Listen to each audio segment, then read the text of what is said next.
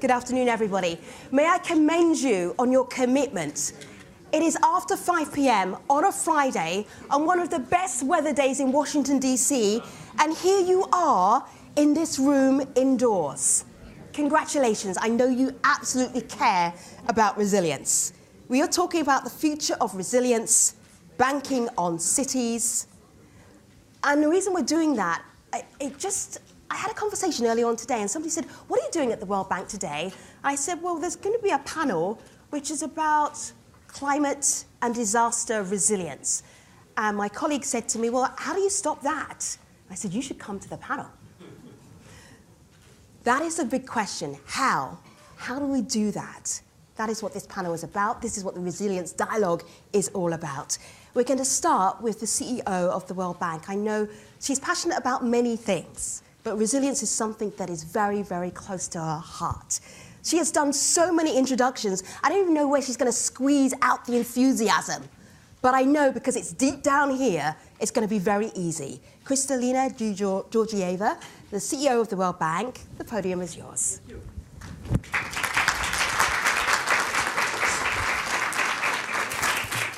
Good evening, and thank you all very much for being here. It is an impressively packed room, given that it is late in the day and there are so many competing obligations. I would like to first recognize Japan and the European Union for having marshaled this commitment to resilience over many years. And I will tell you a little story. For many times, I was one of the panel. As a Commissioner for Humanitarian Aid, I was actually responsible to make sure that the resilience dialogues are strong and that every time we have a meeting, spring or annual meeting of IMF World Bank, there would be a determined conversation on why building resilience in the face of climate change matters and building the confidence that it can be done. This evening's discussion is dedicated to cities, and it is dedicated to cities for a very clear reason. Already 55% of the world's population is in cities.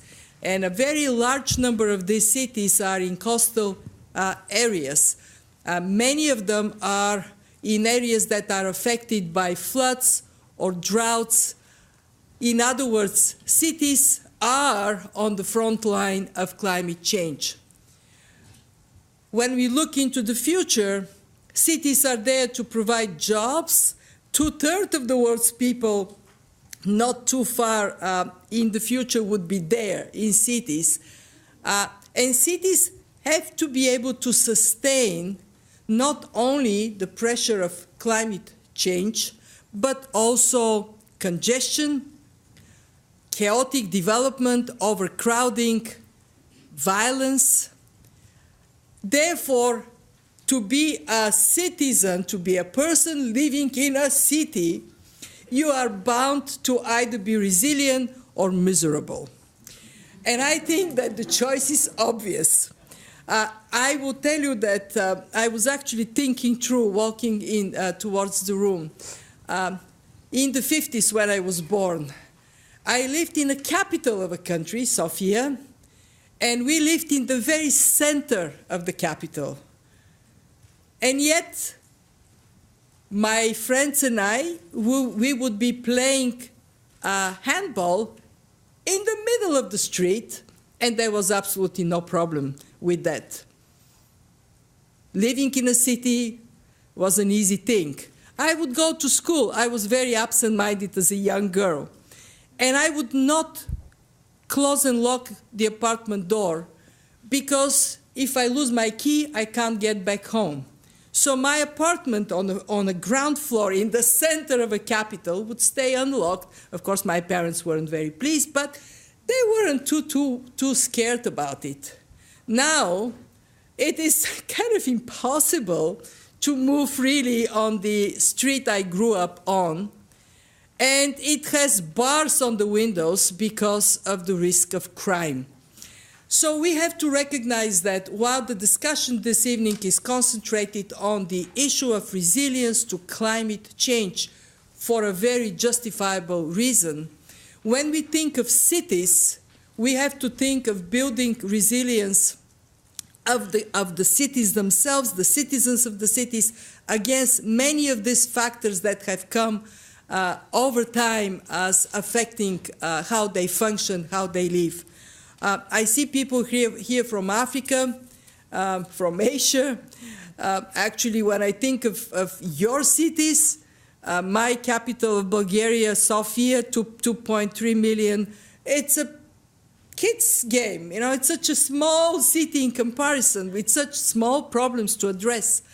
So what is it that we at the bank embrace? We embrace three things. One, we embrace the notion that change towards resilient cities is possible. It requires good planning. It requires smart investments with a long-term time horizon.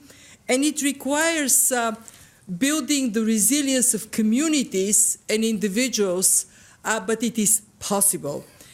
It is possible to have a city like Karachi to deal with flooding. It is possible to have a city like Cairo, believe it or not, to come up with better traffic management.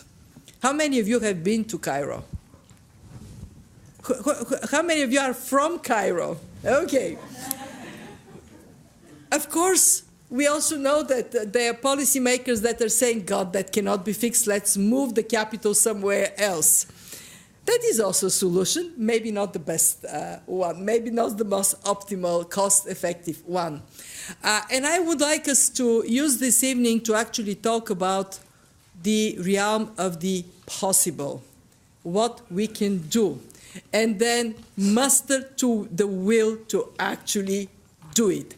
I cannot think of a better group of people than those that are assembled on the front row to take us there. And where is our incredibly competent moderator to get us going?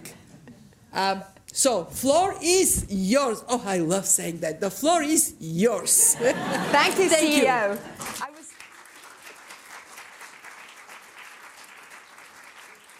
I was wondering what was going to come after incredibly blank moderator. Fill in the blank at 6:30. All right. So our keynote speaker is Patricia Espinosa, the UNFCCC Executive Secretary. Okay, let me unpack some of those CCCs.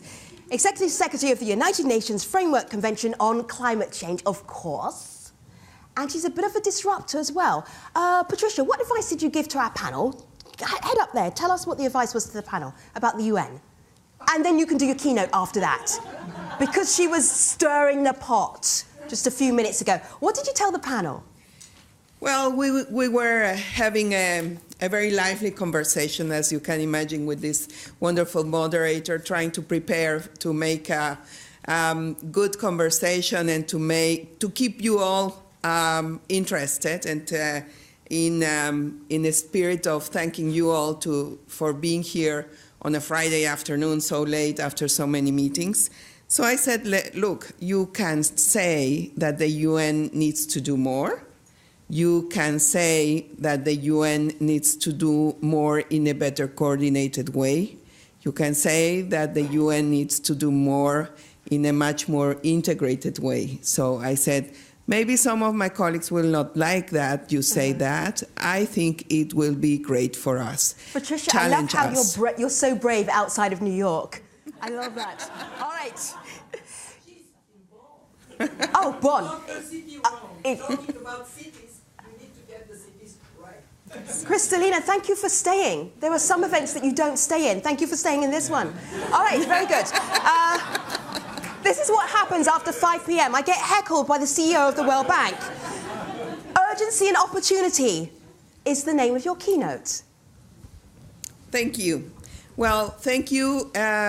really, again, thank you all for being here at this late hour on a Friday. Thank you, Kristalina, after all these meetings that you have had, that you are making it to be here with us tonight.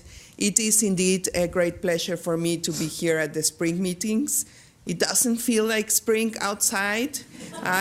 It is really true that the climate is changing also here in Washington.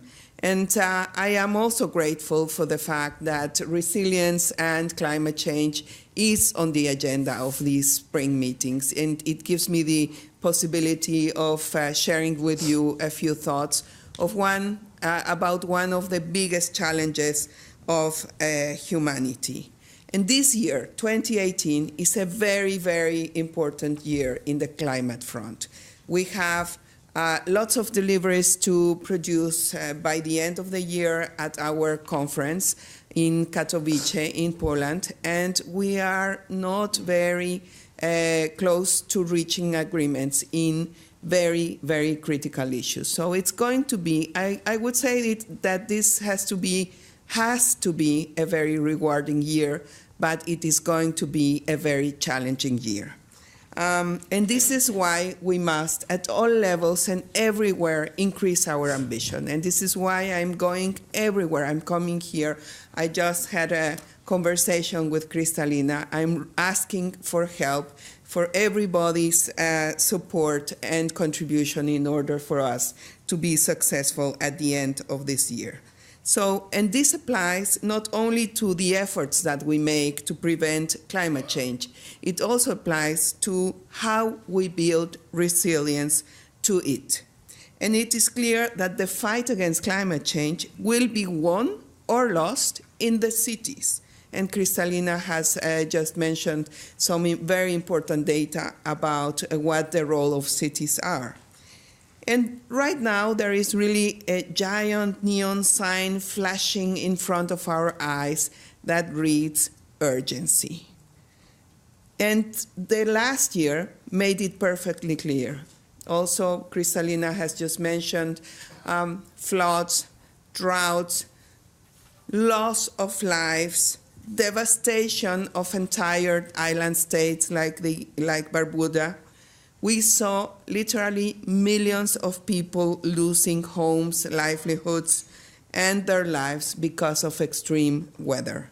And we saw this in developed and developing countries, as well as in cities.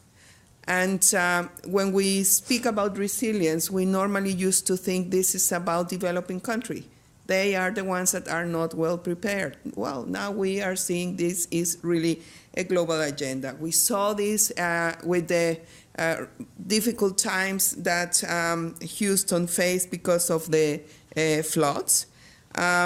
We also see it in the flooded streets in Miami, even in sunny days, which is something that is really not normal. It is not acceptable, and this is really not a recipe for prosperity or longevity, not here, not for any city, in any part of the world. And we do have all these scientific elements that are telling us we need to act, and we need to act now. And we have to become very conscious that these effects, these situations are not going to go away. They will only get worse. And this is why we really need to address the risks that many cities are facing throughout the world. These risks will affect infrastructure, economies, and the lives of the peoples that are living there. We have many examples of cities that are in a situation of vulnerability. Japan, Osaka, Japan, with 5.2 million people at risk.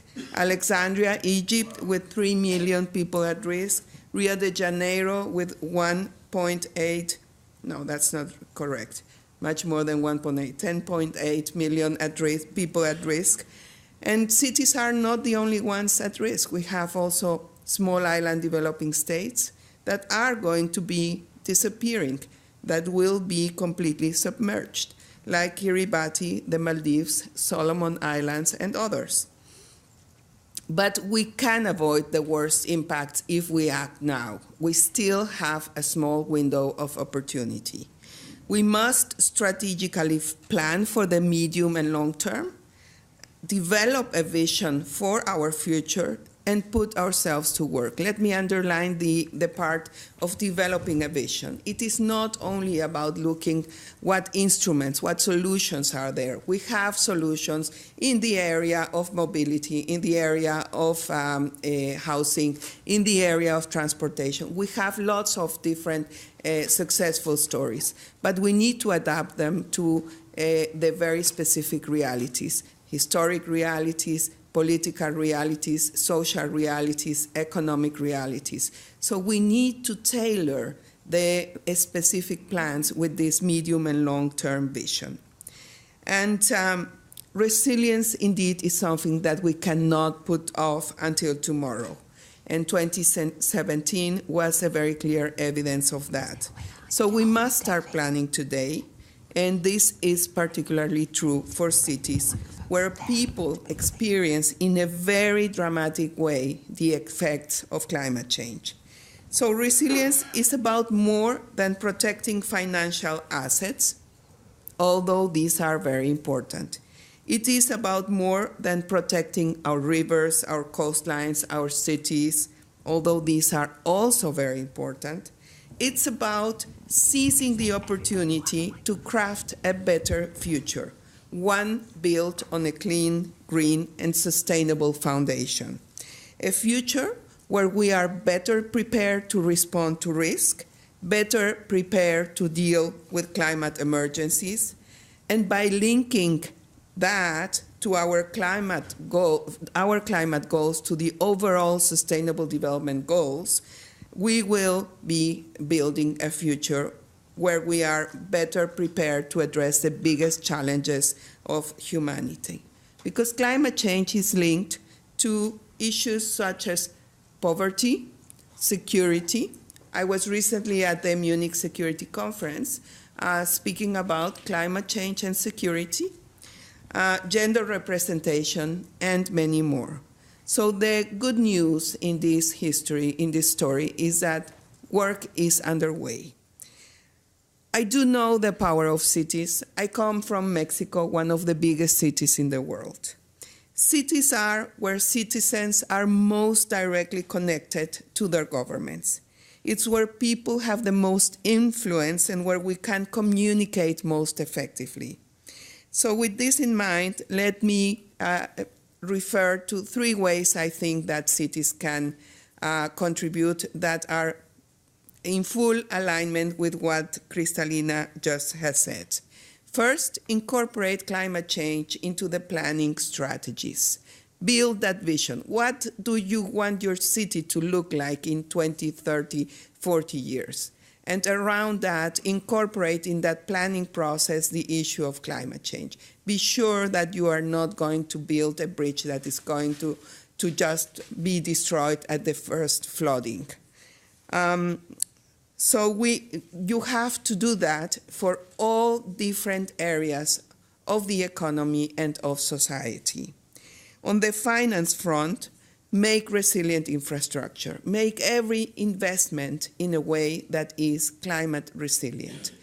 It's very clear. We know what the possible effects of climate change will be. So we do have a way of building infrastructure that is resilient, that will make good investments, that will stay for the good of the people. And grow green bond options. There are also extraordinary examples around the world on this. Second, assess the climate risks in every decision, in every ministry, in every community. Really make it the normal. I was listening the other day, somebody saying, well, you know, green finance is gaining ground. Actually, green finance should be the normal. There shouldn't be any other finance different than green. Everything should be green. And citizens should communicate, must communicate with their citizens about the effects and the risks of climate change. Cities are very powerful in mobilizing people, and they can really be a big force for the transformation that we required. So I think that cities represent for us one of our biggest challenges, but also one of our biggest opportunities. So I'm very, very happy to be here today, to be also in this, accompanying this fantastic panel, and I look forward to continue working with all of you in making resilient cities, resilient world, and a happy future for everyone. Thank you.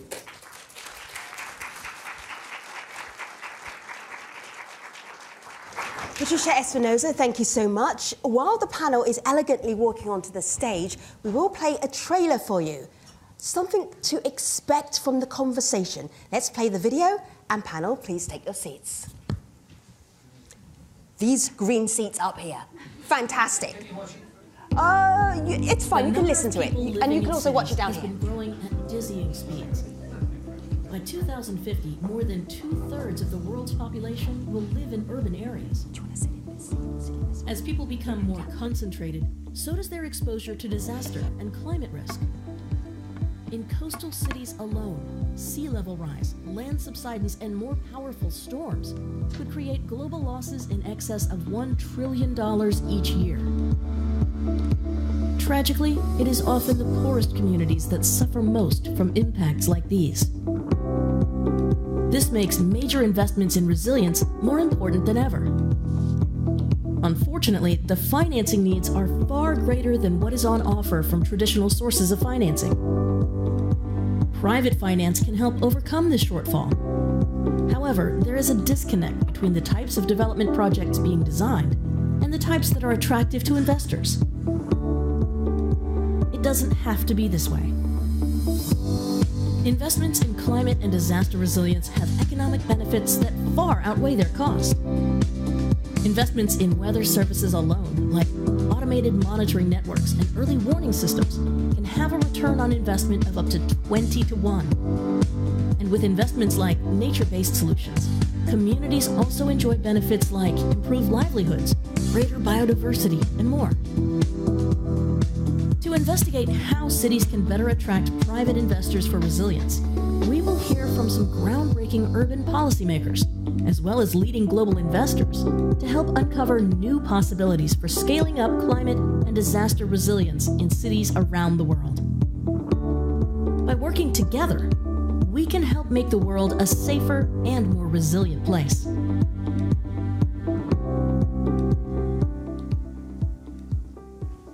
So I'm going to say hello again if you're watching on World Bank Live. If you have a question for us, write in your question. We have a team back here. And if it's a really good question, you will hear it come out of my mouth.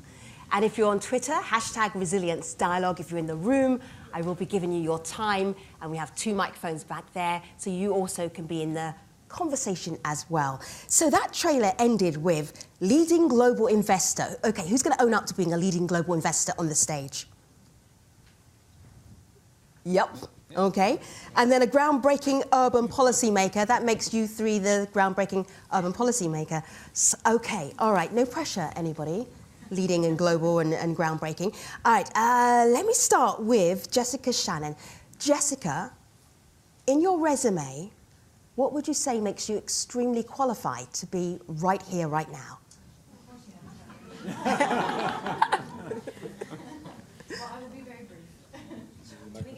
Yes, yeah. Can you hear me? Yes, we can. Yeah. So I would say a couple of different things. So I serve as PwC's International Development Leader for the Caribbean region. And I would say that probably everyone in this room would agree that the Caribbean has played a front and center stage as it relates to disaster this year with the hurricanes. And we've seen the devastation firsthand and the urgent need to rebuild in a resilient fashion. I think the Build Back Better has become a mantra for many people, and so we're anxiously awaiting that and looking at how to do that. The other thing I would say is I've worked with the World Bank in varying capacities for more than 10 years. And I very much recognize and am enthusiastic about where we are right now and the catalytic nature, a catalytic role that the MDBs can play in resilient infrastructure for cities. We're at a pivotal moment, and there is an ability for MDBs to play a very specific role, which I think we'll talk about later. Hand the microphone to Elizabeth Yee, the VP of City Solutions. All right, humble brag. Sorry? Humble brag. A humble brag. Yes, for being on the stage right now. All right. We could have so many people at the World Bank spring meetings. So many people. But you're sitting in that chair right now. That's right. Because? So I think for me, I feel like I have the weight of over 220 million people on my back. We are working with 100 cities around the world in 47 different countries, over 25 different languages. And so for me, it's a chance to share with you and the rest of the world and the potential funders the 2,200 projects to date that our cities have been designing and delivering and prioritizing in the way that they want to build their resilience. Very nice. Jessica, pick up that microphone right there. It's got a little blue band around it, which matches your outfit beautifully. All right, very good. Jennifer Musisi is the Executive Director of the Kampala Capital City Authority. And the one thing from your resume or your personal experience that you would share with everybody else that convinces them that you are a great panelist would be what? Can someone from the bank help me? All right. I'm here because I have a very good story to tell. And that is the story of the transformation of Kampala capital city amongst a lot of challenges and still making progress. Also to encourage other developing countries that it can be done. We can transform our countries, we can transform our systems, we can transform our people with support, perhaps from external sources, but a lot of it can be done by us ourselves. We've done it in Kampala, we're seeing it growing, we're seeing it changing, and we're going to make a difference in a lot of different people's lives. All right, so it's a can-do story that's brought you to this stage.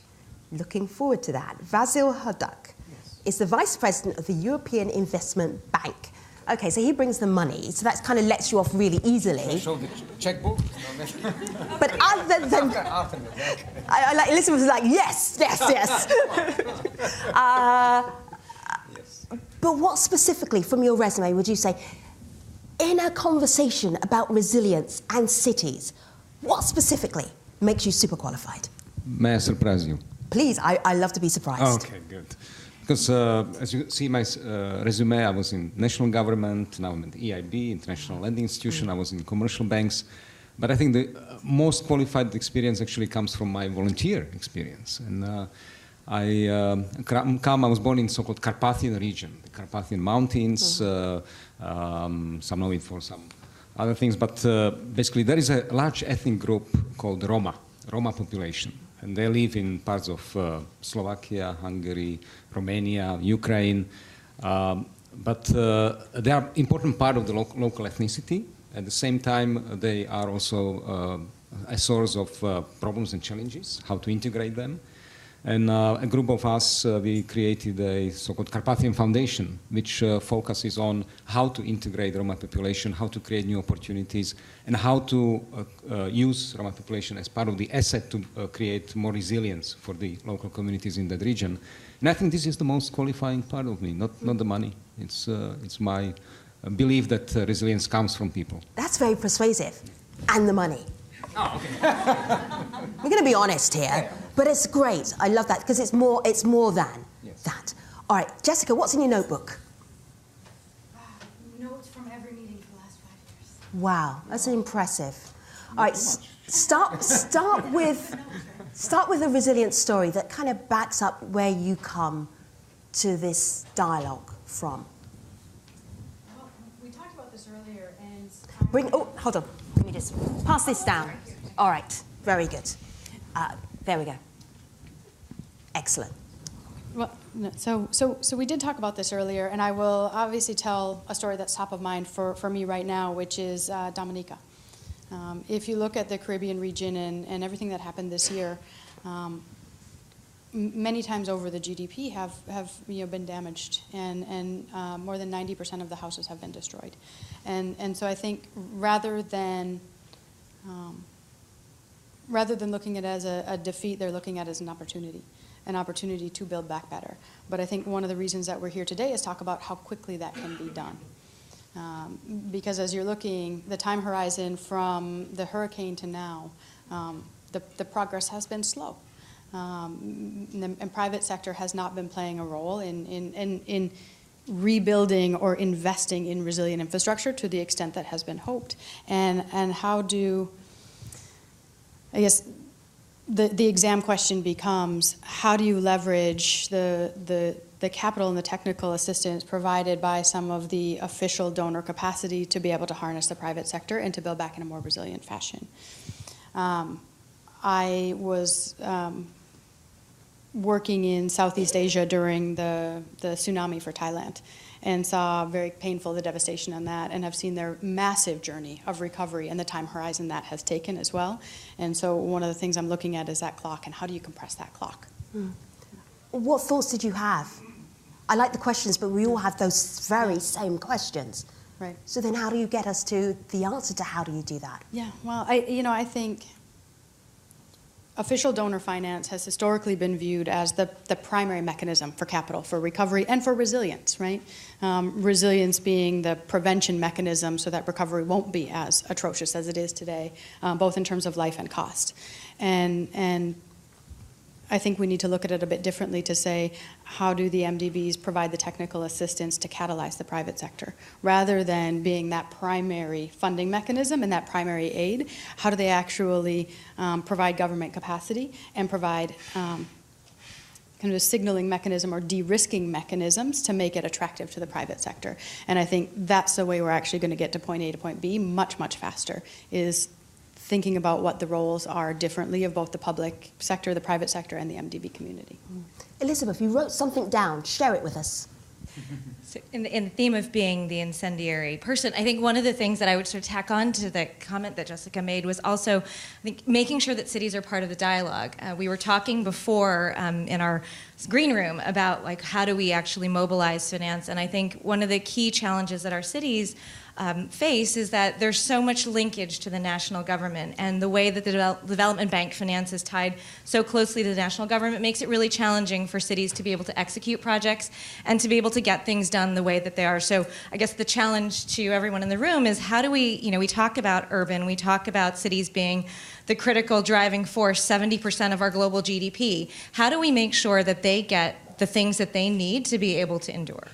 Yeah, I actually couldn't agree with you more. I mean, you look at the national budgets, and then getting down to that subnational level is absolutely critical in being able to have an impact. So the kind of devolution trend, if you will, I think is the way we're going to get at that. Jennifer, pick up the microphone, please. Tell us why you were nodding. I was nodding because talking about cities and resilience and the need for funding resilient projects, you cannot have that conversation without including the national government. But what sometimes people don't appreciate or talk about in this kind of meetings is the politics that affects the funding, especially for us as developing countries where every decision has a political aspect, perhaps more than in other places. And therefore, for the projects selected, for the impact of these projects, for the buy-in and compliance of the communities to the implementation of this project, there's always a political thread and many times a political chain running through this process. Can you give us an example of that? I'll give you an example of when we're trying to build drainage channels in some of the low-lying areas of the city. And you have communities that have encroached on the wetland and started building and living in the wetlands and therefore degrading them. In trying to build a resilient city, you want to protect the wetlands. But it is also possible that in doing that, you're impacting on people that have the vote for the politicians that are also involved in the administration of the city or the nation.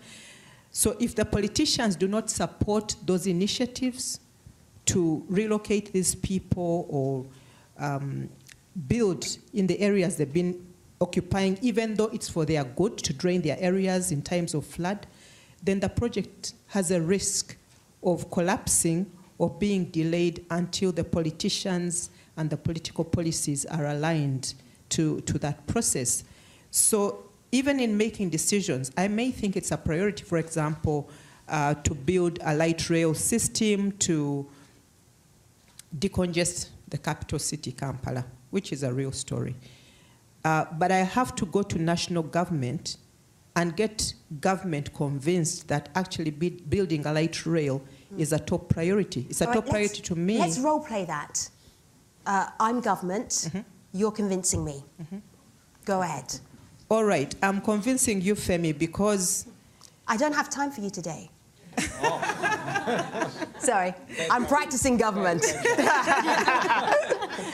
Obviously not yours. Yes, because when we present these priorities to government, government has a lot of other competing priorities. Right. What's your top sell then? My top seller is that in not having a public transportation, mass transportation system, we are having congestion, we're losing a lot of time in jams, traffic jams. We're also impacting on the environment because of the increasing levels of pollution in the air. This is very good, Executive Director. How much is it going to cost us? A lot. But at the end of the day, we're going to reap more benefits in health, in efficiency, in mobility, in efficiency generally as a city. When you say a lot, is that when you lose the interest? When I say a lot, then government will look at the other priorities and what are the ones that bring short-term results, because the light rail will bring results, but over an extended period of time. Initially, the impact will be decongestion, but the long-term period is more resilience in terms of the city and the health and also mobility for the people in the city. I feel this is the whole reason why here, because it's the long-term benefits, but the short-term costs. And how do we work that out? Vazil, you've been writing notes. I'm really curious as to what you've been writing. You don't want to know. But no, I was... when you asked the question... Get me out of here. Yeah, the question, what is a lot? And I was just checking in my notes how much EIB, the European Investment Bank, how much we have invested into rural development. And it says that in the last 7 years, 2011 until 2017, it's 150 billion euro. Of course, majority of that inside the European Union, but a lot outside of the European Union. And the second note I made was that we pay a lot of attention to this what we call first-tier cities, the capital cities. But actually, our analysis, which we did recently, shows that there is a huge need and an opportunity in the second-tier cities. And what we see inside the EU, but I think it's a global phenomenon, is the global regional disparities. The bigger cities are getting bigger and richer, but then you have all these elements and second-tier cities, third-tier cities, which are actually falling behind. And they also don't have so much power vis-à-vis national governments to persuade for the investment. So we want to, this is part of our new strategy, to focus much more on the second-tier cities and on regional disparities. What do cities need to say to you to attract the investment? We were just doing this little role play here, but it's difficult.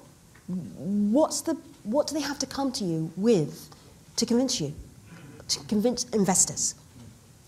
Well, first of all, obviously we have to see that there is a real need in the place, and the need is defined.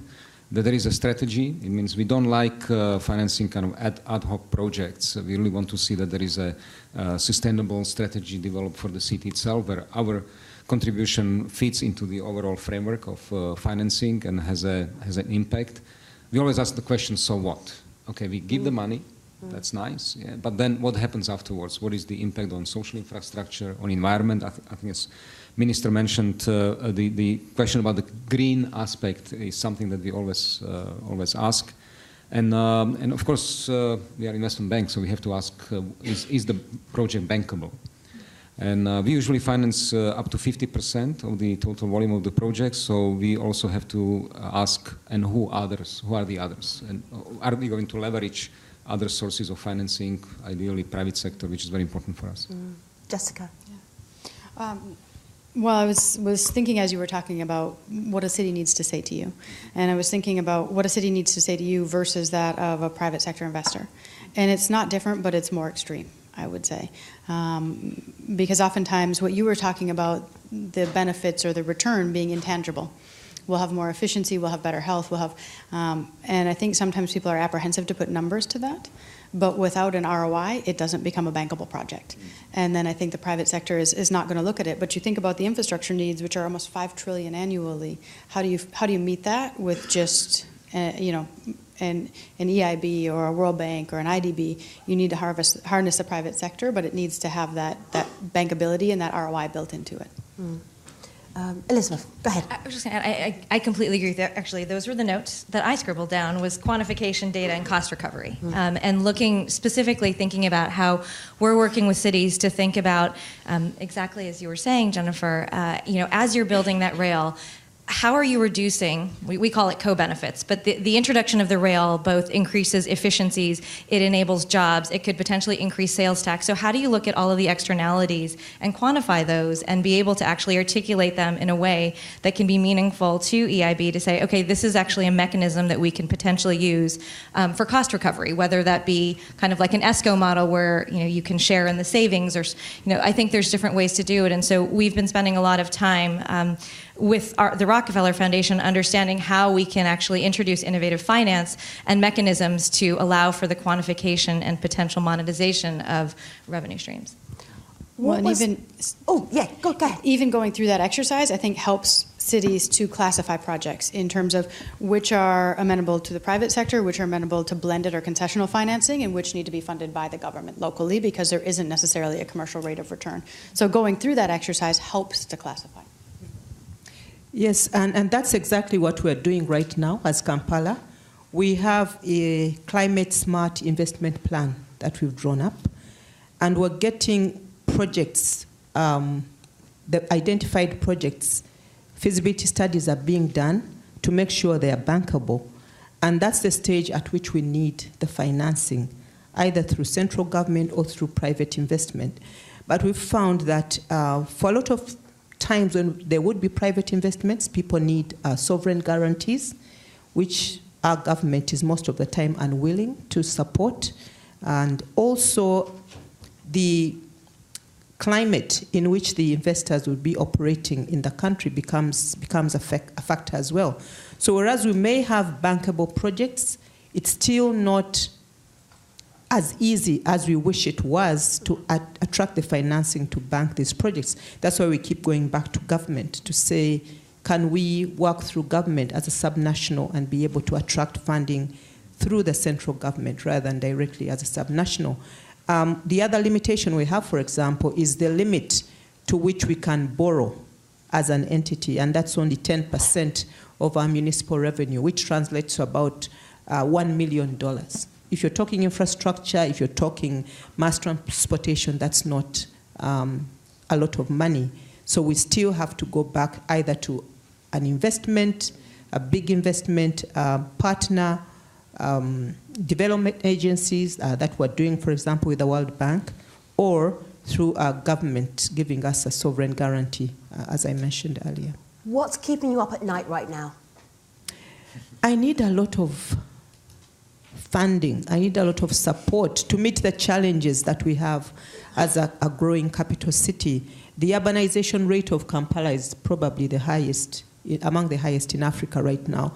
So the city is expanding. We do not have the capacity in the different ways to plan.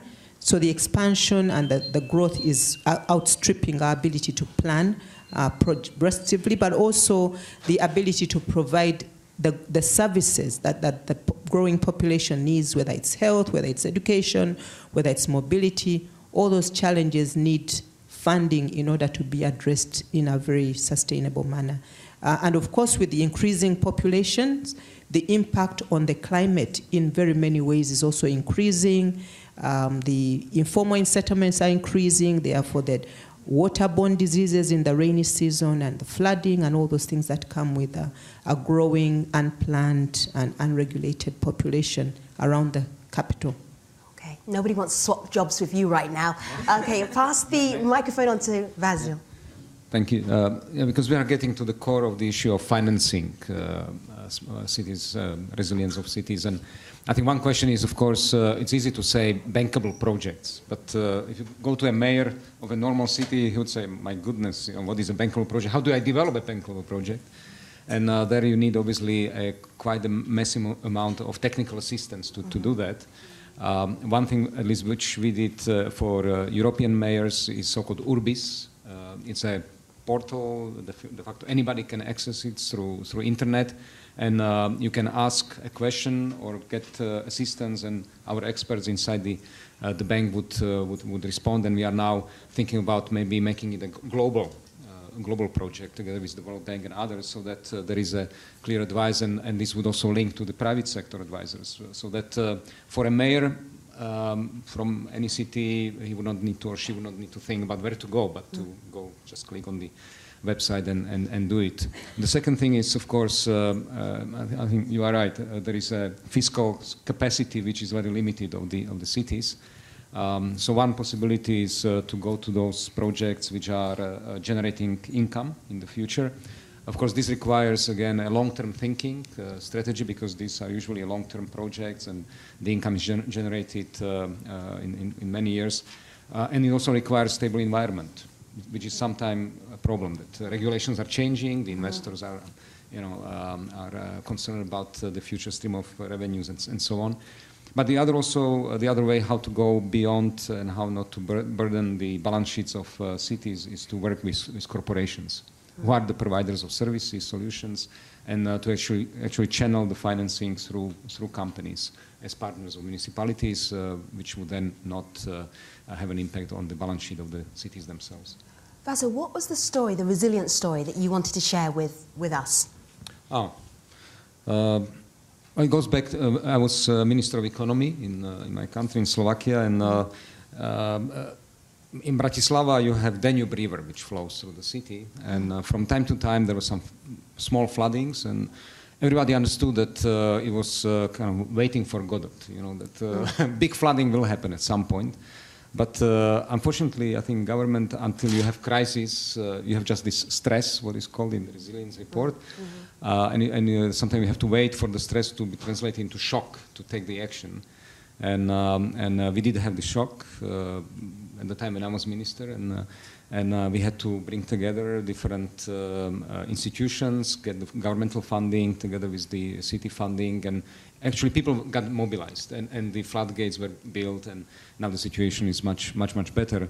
But it just made me realize, that how sometimes stupid we are. We wait until the last moment, until bad things happen, until we realize that the resilience has to be built much more ahead of time. Sure. Elizabeth, pick up the microphone. You want what I wrote down on my paper? Okay. So Unless you're doing your shopping for the weekend. No, well, I mean, that too. Broccoli bread. No, so I think a couple of the things that Vazil said that really resonated with me is a couple of things that we see resonant through our network is really this technical assistance gap. I think that's where our partnership with EIB and the World Bank is really critical, because our cities need help developing the projects to be the bankable projects that you want them to be. And so I think that was one note that I wrote down. And in particular, I think the challenge is in the upfront capital. And that's where I think the private sector, or looking at potential P3s that can help sort of look at it more on the expense side of the balance sheet versus the CapEx side, I think you end up with a different model and potentially more doable projects. The other thing that I was just thinking about as well was an example. You asked for stories. I think one of a really good example of resilience in my mind is how do you achieve co-benefits from a singular intervention? Because I think, as we're hearing here, limited amounts of capital, right? So what we want to try to do is address those resilience challenges in the most efficient way possible. And so what we work on with our cities is to try to do that. And Mexico City is one of our cities. And one of the things that they had identified in their resilience strategy process with us was flooding is a huge challenge because it's built on a lake bed and it doesn't have the absorption capacity for a variety of reasons that a city would need. And they had also identified that there was a limited amount of parks and green space for the community to come together. And so they were thinking about how do we actually intersect the two. And one of the things that I had said to Same earlier today was we did a network exchange with some of our cities across the globe, and they went to the Netherlands to really learn about how the Dutch are living with water and looking at this. And what they came back with was actually, I think I can actually build a park that's going to absorb water and that could actually bring a community together. And so they built a skate park in Coyoacan, in that neighborhood of Mexico City, which allows for 146 square meters of water absorption into 8 different channels, and that it absorbs into the soil. It brings both the community together and it reduces the flooding in the community. And so by a singular intervention, they've been able to achieve multiple co-benefits and address the challenges in their strategy. And so that's the way that we're trying to look at how do we design projects to achieve multiple benefits. I'm just thinking specifically, Patricia mentioned this climate and disaster risk. If you're trying to get investment, to me, it's obvious. It's just like Vazil just said, it was only after the flooding that they built the floodgates. But how do you get to that point where you do it before you have the disaster? Everyone's looking really miserable right now. If we knew, we wouldn't be sitting here, Femi. All right. I think artificial disaster. Oh, do you want to say that on the microphone? No, he doesn't. Create artificial disasters. That's very Machiavellian. I'll be fired from you. All right. All right. That's a tough question. So you did want provocative comments as well. Please, and I think one of the biggest challenges is if you're looking at purely the private sector and purely maximizing shareholder value, oftentimes it's more lucrative to respond after a disaster than to provide resilient infrastructure. Ooh. Well, because of the contracts? Right. Wow. Because the cost of rebuild after a disaster is much larger oftentimes than the cost of prevention. And so if you're looking at it, how do you neutralize the incentives to incentivize? And I think until we solve that, it's going to be a very difficult challenge. So you've got to make resilience profitable, more profitable than after the disaster has happened. Does anyone have a story that of a country or a region that's made resilience profitable? Is that hard? That's a hard one, isn't it? Jennifer, what were you going to say? You picked up the microphone. I was thinking of a good story. The good story we have is, I've mentioned the need for financing for our projects. Mm-hmm. But one of the things that we have done is to first of all look within ourselves as an urban authority. What can we do ourselves in order to increase our financing? And we've done, one of the initiatives we've taken is to revalue all the properties in the city with support from the World Bank. We've done a mass property revaluation. And this is a project that we've started. We've covered 2 divisions so far, 2 divisions of the city, and already the revenue increase in that area is over 200%. And we believe that by completing the process, we'll have more resources available to actually address the areas of most critical need that we have to address, including building in the different areas of resilience, whether it's disease control, whether it's outbreak management, whether it's in the health sector, supporting our communities, and also helping in the infrastructure needs of the city. We feel that as we do this, we'll be able to finance more of our own projects rather than look outwards. And we believe that even when we're looking for bonds, for example, for the city, investment in bonds, if we can grow our own source revenue, as we're doing now, we'll be able to do more in terms of attracting financing. We're also addressing gaps that would have scared off would-be investors. For example, putting up a very big fight against corruption in the land management system and in the other forms of administration, financial management and accountability. We've moved from a revenue management systems that was entirely manual to an automated system, and therefore removing a lot of the human factor and corruption and revenue leakages.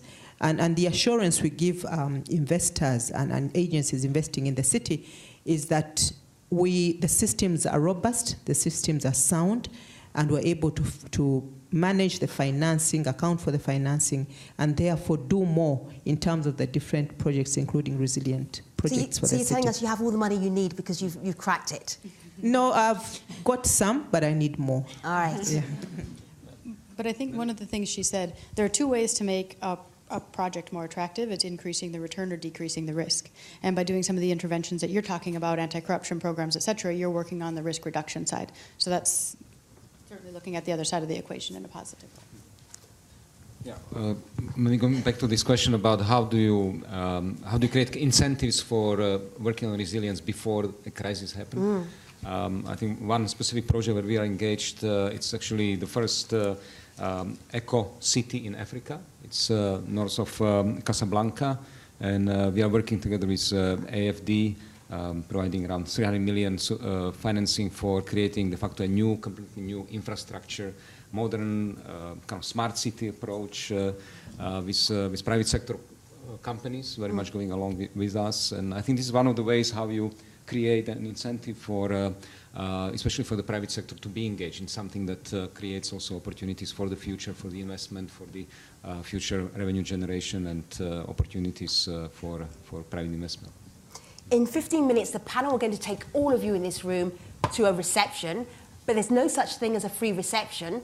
So I am expecting great questions from you. There are 2 microphones here and 1 here. So do walk up and start lining up. I like that people already have their thoughts and their questions standing by. Yes, sir. Thank you very much. I'm very impressed by the experience and competence of the panel. Congratulations.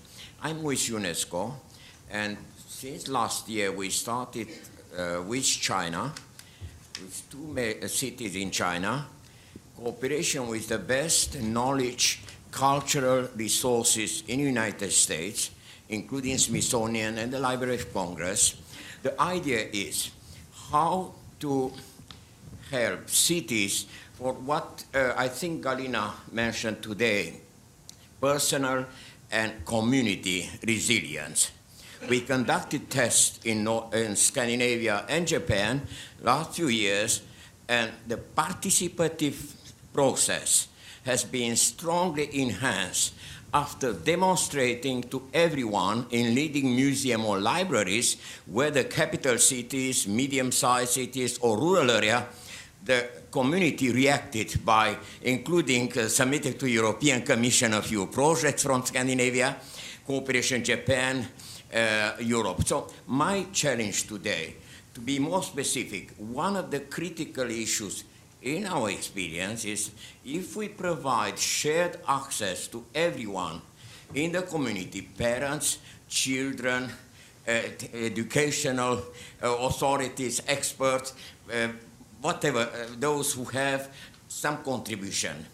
This shared access to the latest content in high definition quality, well curated, in all cases we were overwhelmed by the response and creativity of the community. As I mentioned, at least 4 major European projects have been initiated in Scandinavia. So my challenge today, what your experience is ready, in my opinion, to integrate this high-touch factor, knowledge resources for education, after school, out of school, enriched activities from rural area to cities. So, sir, I'm enjoying your example. What is your question?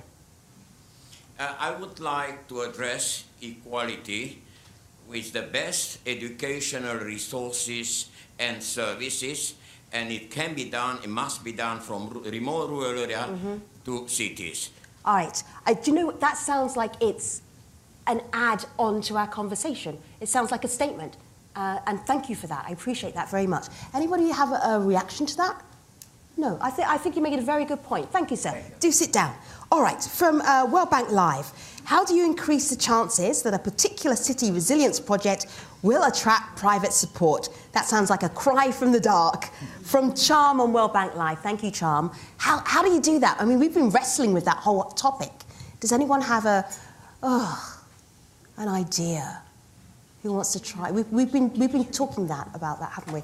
Increase the chances that a particular city resilience project will attract private support. Elizabeth, you go for that one. I just wanted the question I volunteered repeated. you. Having had the chance to work with a number of cities, I think, in terms of actual execution, there's a number of different things that I feel like I am constantly looking at and working on with our cities. First, I think we talked about it here, is the political support. I want to make sure that our city leaders, our mayors, et cetera, our stakeholders are on board with the actual project and supportive of it. I think the other critical factor is making sure that if there is a cost recovery mechanism, that it is in place, and that there is some way to do that so that we can actually attract the private sector or any type of investor to be able to participate in it. We've been working with a number of our cities to also have a look at the philanthropic resources that surround it and understand what are those other capital resources that can being brought to bear. Some of these projects that we're looking at in terms of resilience don't have a clear cost recovery mechanism, and perhaps there is a way to either look at innovative ways to finance it or to have philanthropic capital or other types of capital that are more catalytic or less sort of return-seeking capital come into the equation. So, but I think for us, it's really starting from the top and making sure that people are bought in and that the project does have the pre-feasibility and the technical support as well as the political support to actually get executed. Any more thoughts? Did Elizabeth wrap it up for everybody? Everybody's like, thumbs up. That's a good answer, Elizabeth. Taking one for the team. Good evening. Hello. Yes, hi. Hi. I'm a youth delegate with Sustain Us, and my question is for Mr. Hudák. So you criticize that people tend to wait for a crisis in order to take action. So my question is, why hasn't the European Investment Bank, reduced its 25% of its portfolio currently in fossil fuels, because that seems to contribute to climate change? Pick up the microphone. Did you hear that? Ooh. She's young, she will learn. No, it's a fantastic question. You've done your research. It's first of all, most of our support in the energy area, energy production, is for renewables and non-fossil fuel area. Those parts which do still exist in the fossil support is mostly for gas. This is related to the structure of the economy especially of the European Union, where you have still gas-focused heating, power plants, energy generation, and this is still much better than, for example, coal production. So most of our support is actually related to the replacement of the coal, using coal for heating and for energy by gas. And that's basically the answer. Plus, as you know, Europe is very much dependent on the Russian gas, and it's also an issue of energy security.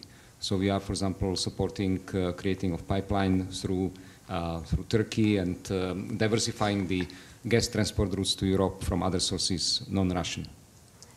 I did ask the panel to be provocative. I wasn't expecting the audience to be provocative too. Congratulations. All right, this one's from Samir on Twitter. Samir says, how can cities work with central governments to communicate impacts of climate change to the poorest communities?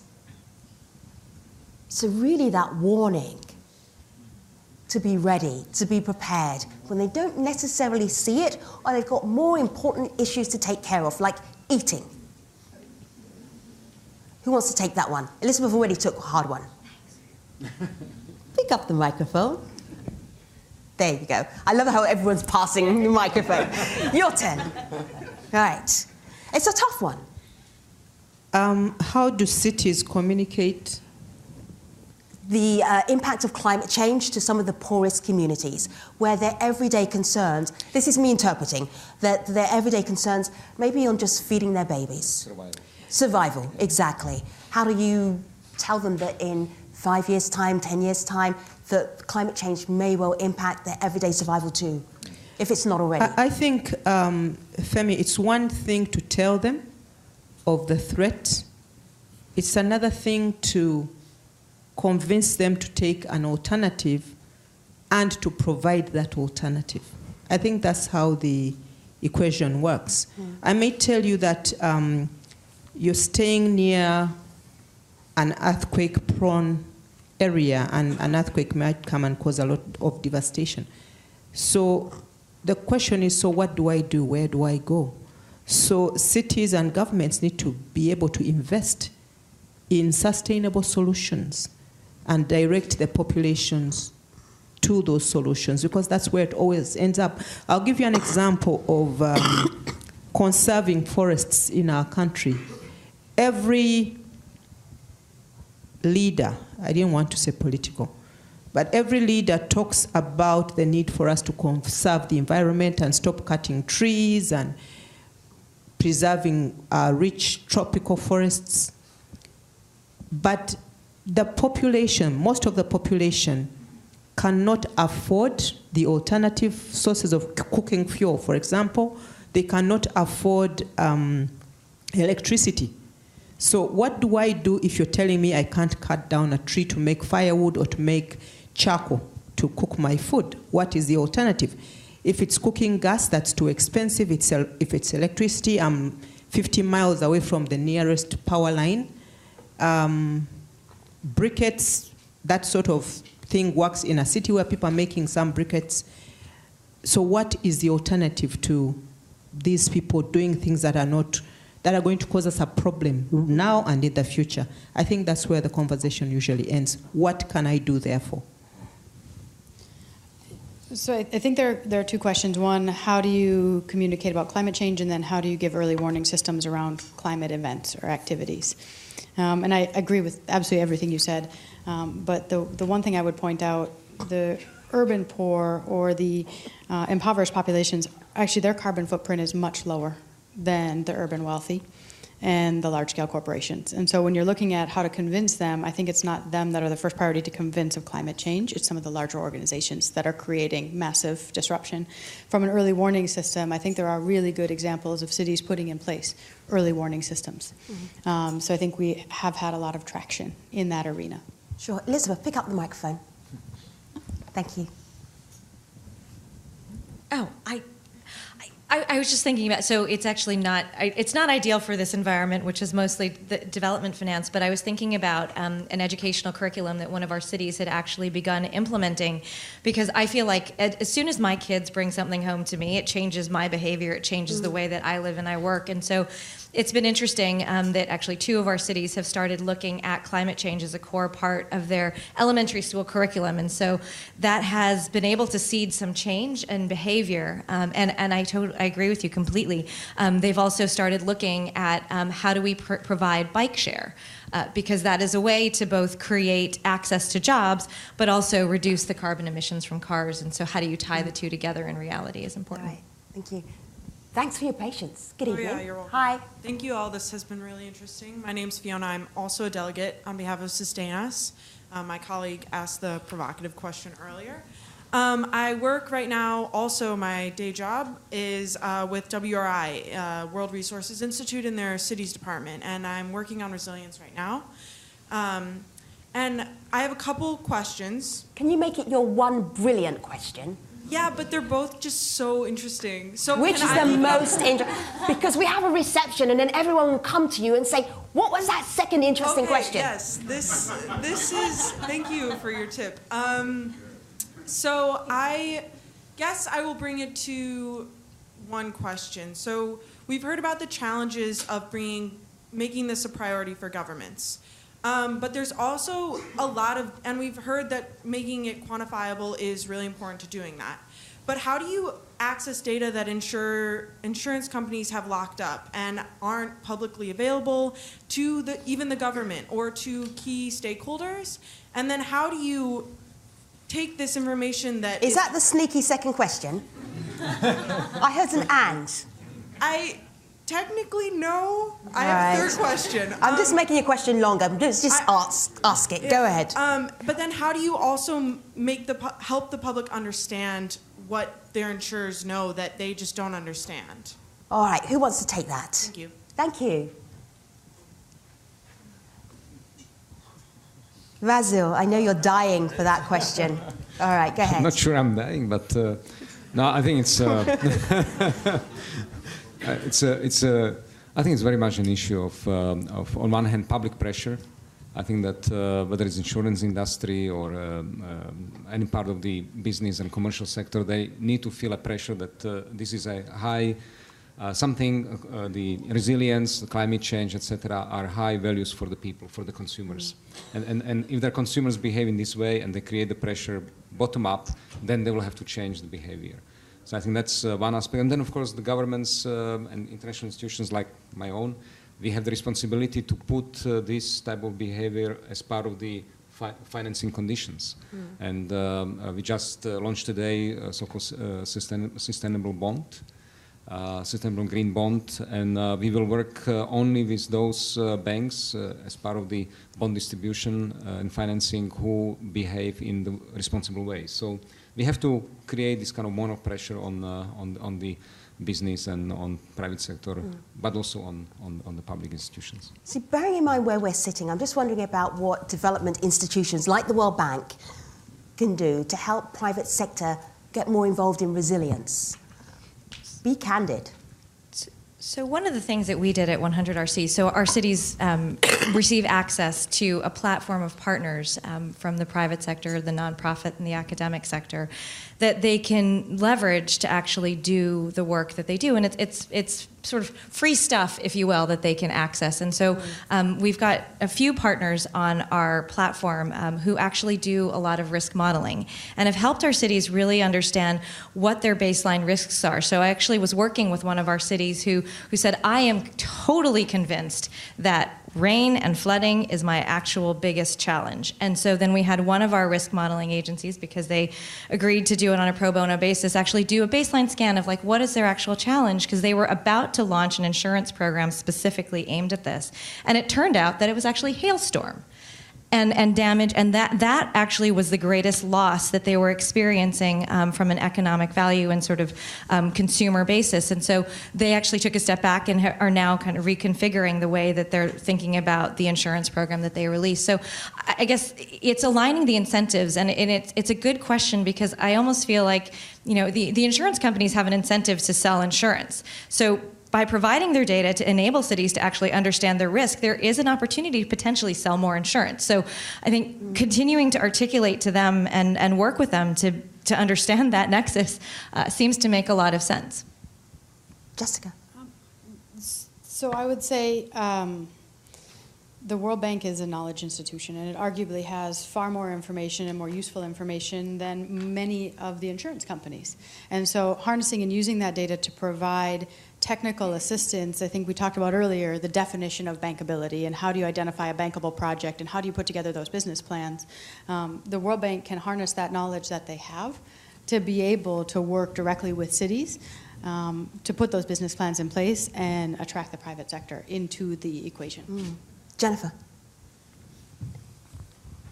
Well, I totally agree, because our experience is that in the projects that we are working on, supported by the World Bank, resilience is a key component of the conditions and the monitoring that we do. And that has helped us improve in a lot of areas as a city, but also to teach our local contractors and the other technical people of the need to have resilience even as we implement. So we've come out with solutions because the bank started by putting resilience as one of the conditions in the different areas, including counting the trees that are impacted by the projects, which we hadn't done before. Right. Pass the microphone across to Vazil. Thank you. Well, I think in terms of incentivizing private sector by public institutions, obviously, one thing is to engage them in the process of developing such projects and being part of the process. But then there are different financial techniques. One which works very well, because you need to decrease the level of risk for the private sector investors. One is to, I think this is where I think public money is used very well, is the first loss piece, you know, so that investors know if something bad happens, actually it's the public money which is going to be hit. It's not easy for taxpayers and so on and governments, but this is one of the ways how you can do it. And secondly, then providing different types of guarantees to private sector players who could then feel much more comfortable going into such projects. And frankly, in some situations, especially in unstable countries, participation of international players, whether it's World Bank, EIB, or others, IFC, already creates quite a lot of confidence among the private sector players that there is this international institution, intergovernmental, and creates a better environment, more stability for us to be involved. So I think there are different ways, and we have to be really innovative. We're about to find out how resilient the panel is, because I'm going to give them exactly 30 seconds to think up a last brilliant sentence as a call to action. For our audience watching on World Bank Live, thank you, World Bank Live audience. Thank you for your excellent questions. And our audience in the room. So you have 30 seconds to think of a sentence that will bring the audience to their feet and will rally them and will keep them going for the rest of the spring meetings. So you think about that while I say that this Resilience Dialogue series, it would not actually be possible without the government of Japan. Thank you so much. The European Union, thank you. USAID, and of course the World Bank. And the series is also organised by the Global Facility for Disaster Reduction and Recovery. Thank you for being in the room on this Friday night. We are going to feed you, we're going to give you beverages, we're going to chat to the young lady about what was her second brilliant question. And I will leave you with 1, 2, 3, 4 brilliant sentences from our panel. Jessica, pick up the microphone. Jessica hates me. That's okay. It's my last panel session. Maybe forever. That laughter was too loud. This might be the most run-on sentence in the world, so I'll just keep talking. Yeah, make it short. No, so I think...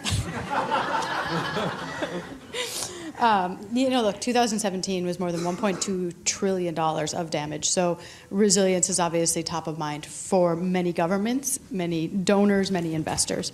I think the trick is to make sure that the incentives are aligned for the governments, the development institutions, and the private sector to come together under the resilience umbrella at the urban level to be able to move forward.